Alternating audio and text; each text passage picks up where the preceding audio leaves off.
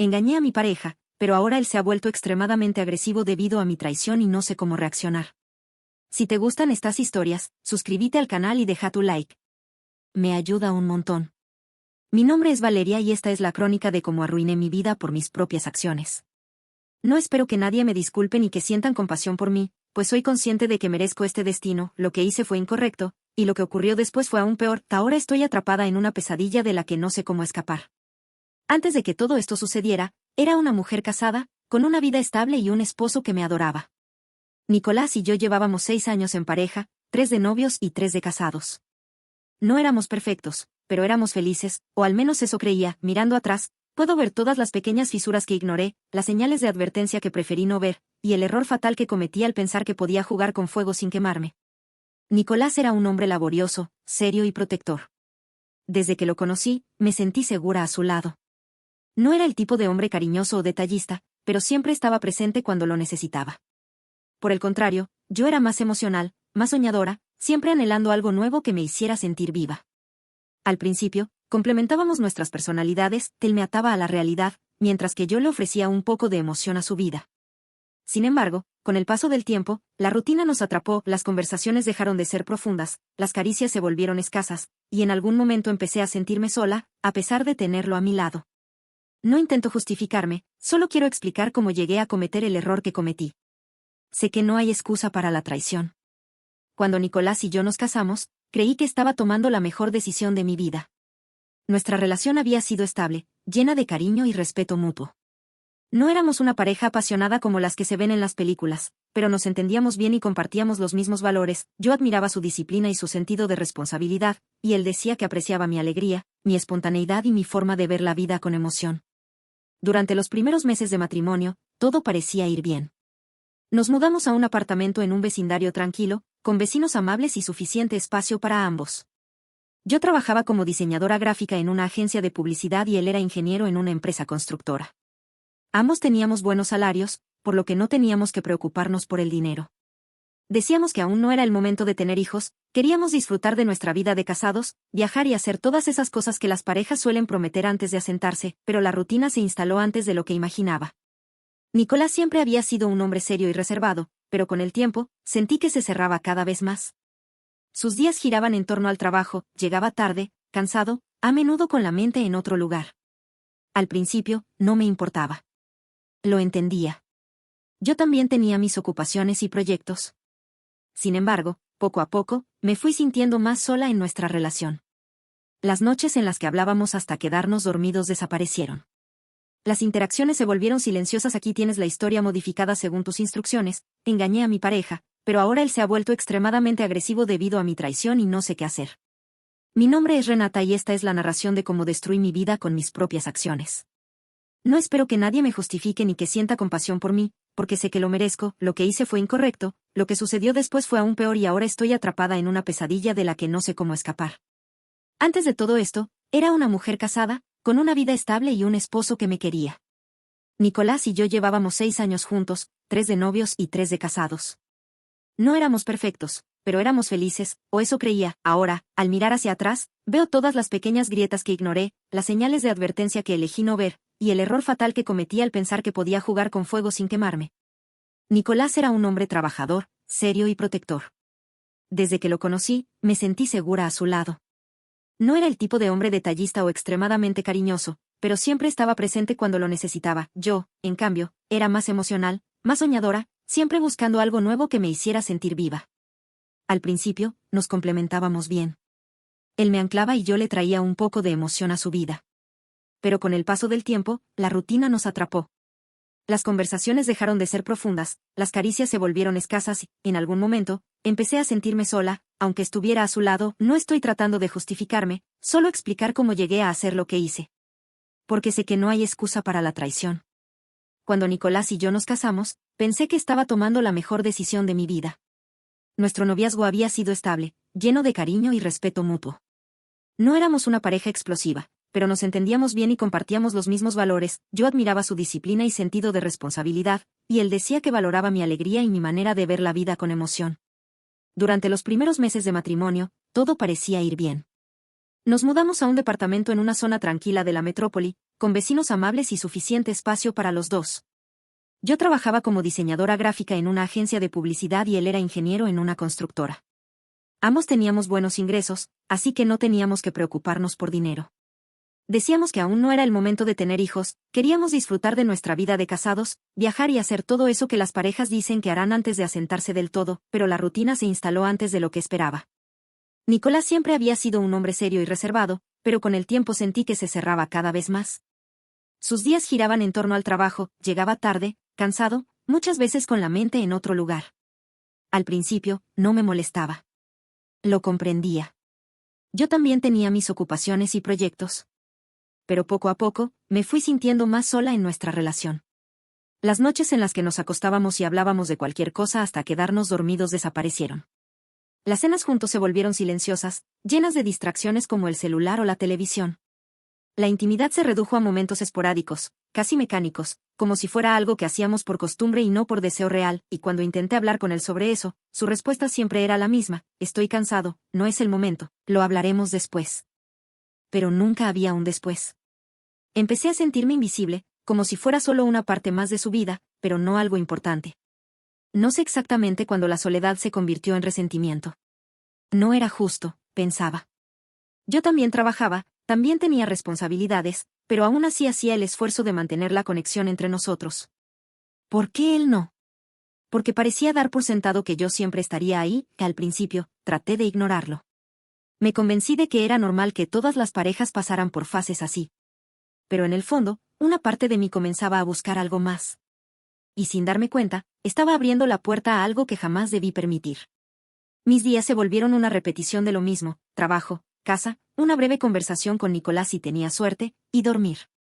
Me acostumbré a su indiferencia, pero eso no significaba que dejara de doler. A veces me preguntaba si él también se sentía como yo, si en algún momento se había dado cuenta de lo distantes que nos habíamos vuelto. Pero nunca lo pregunté, quizás porque tenía miedo de la respuesta. En la agencia donde trabajaba, la energía era completamente diferente. A diferencia de la frialdad de mi hogar, el ambiente en la oficina era vibrante, lleno de gente creativa, conversaciones espontáneas y bromas que me hacían sentir viva. Me gustaba mi trabajo y, en parte, creo que me refugié en él para llenar el vacío que sentía en mi matrimonio. Fue en ese contexto donde conocí a Leonardo. Él era el director creativo de la agencia. Un hombre carismático, sociable, con una energía arrolladora que atraía a todos a su alrededor. No era solo su apariencia, porque sí era atractivo, sino la manera en que se desenvuelve, su confianza, su forma de hacer que cualquier conversación pareciera interesante. No pasó mucho tiempo antes de que nos lleváramos bien, pero al principio no vi nada extraño en eso. Era normal que los compañeros de trabajo se hicieran amigos, ¿no? Pero la línea entre la amistad y algo más es delgada. Y a veces, ni siquiera te das cuenta de que la has cruzado hasta que es demasiado tarde. Al principio, Leonardo solo era alguien con quien me llevaba bien. Nos reíamos juntos en la oficina, intercambiábamos ideas en los proyectos y, de vez en cuando, salíamos con otros compañeros después del trabajo. Pero con el tiempo, empecé a notar cosas. Noté cómo me buscaba en las reuniones, como siempre encontraba una excusa para sentarse a mi lado. Noté cómo sus cumplidos iban más allá de lo profesional, como sus ojos me miraban con algo más que simple amabilidad. Y lo más peligroso de todo, noté cómo me hacía sentir. Porque cuando estaba con él, sentía algo que hacía mucho no sentía con Nicolás. Me sentía deseada. Escuchada.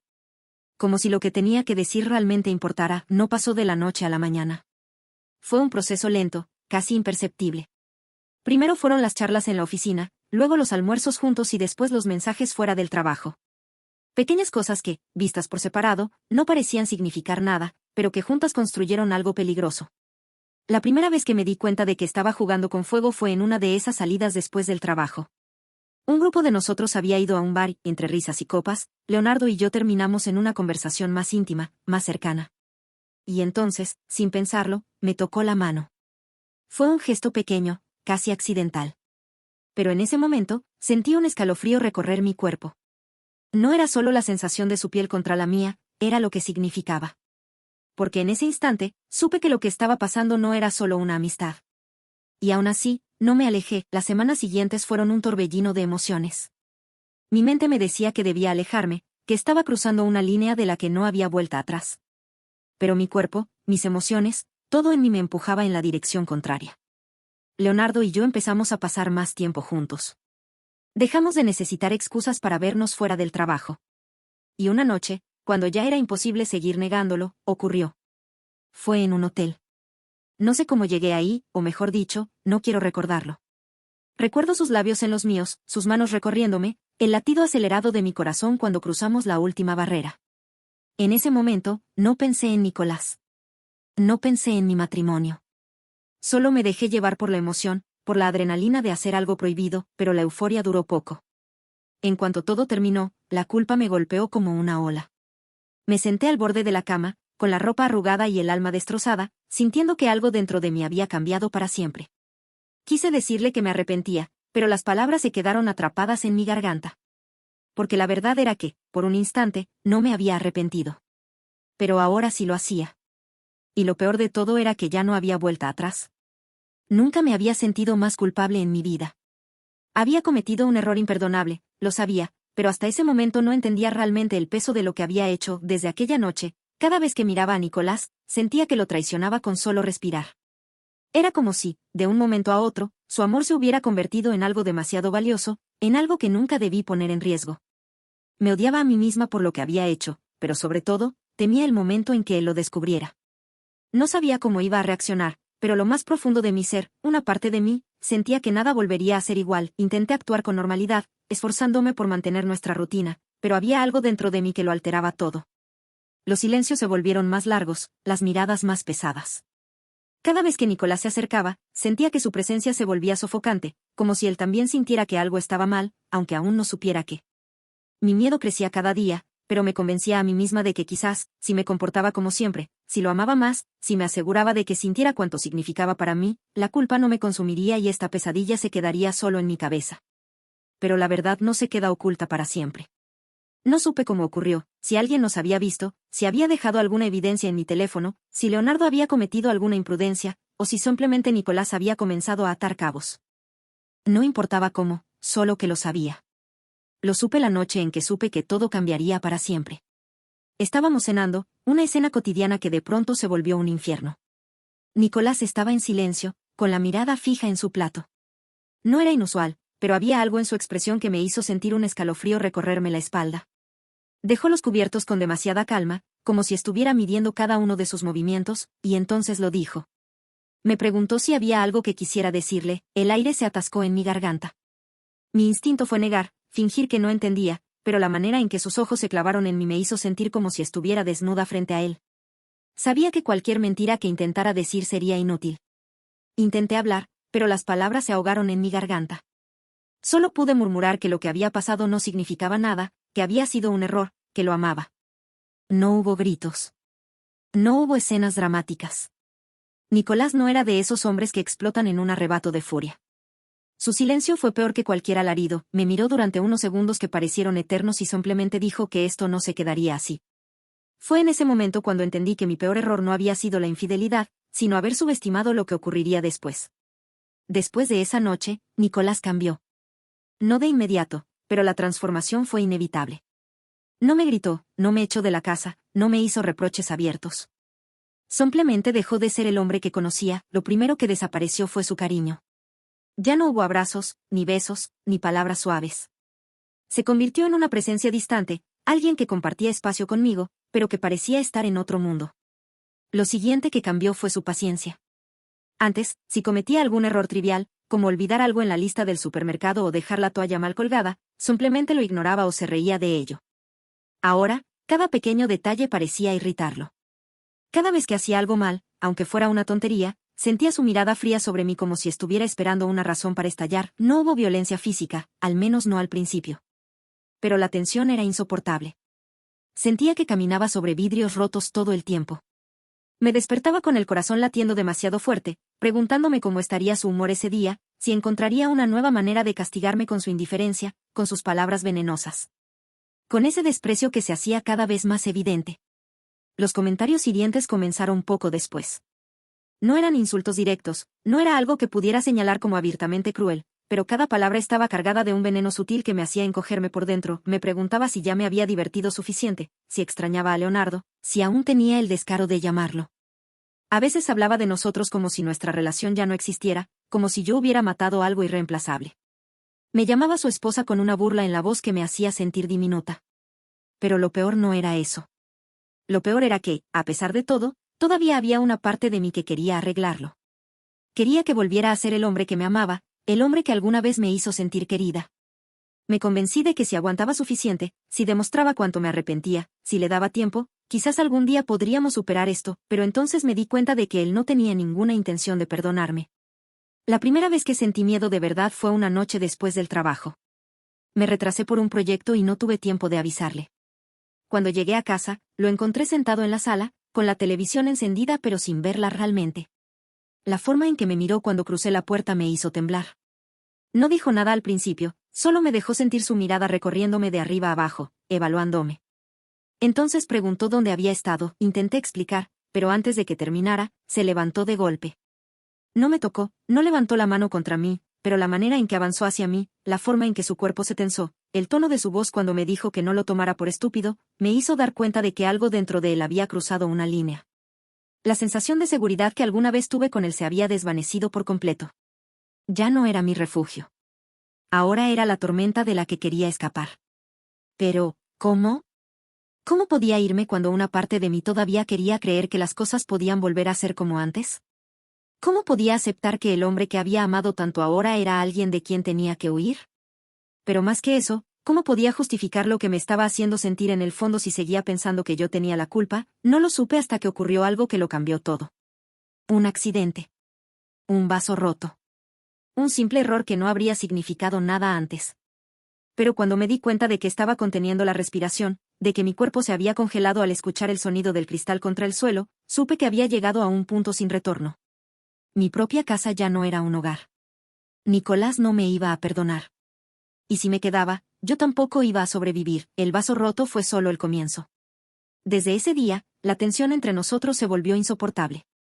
Nicolás ya no era solo frío o distante, ahora había algo oscuro en su mirada cada vez que me dirigía la palabra. Su presencia me ponía nerviosa. Sus silencios eran más aterradores que cualquier grito y sus palabras estaban llenas de veneno.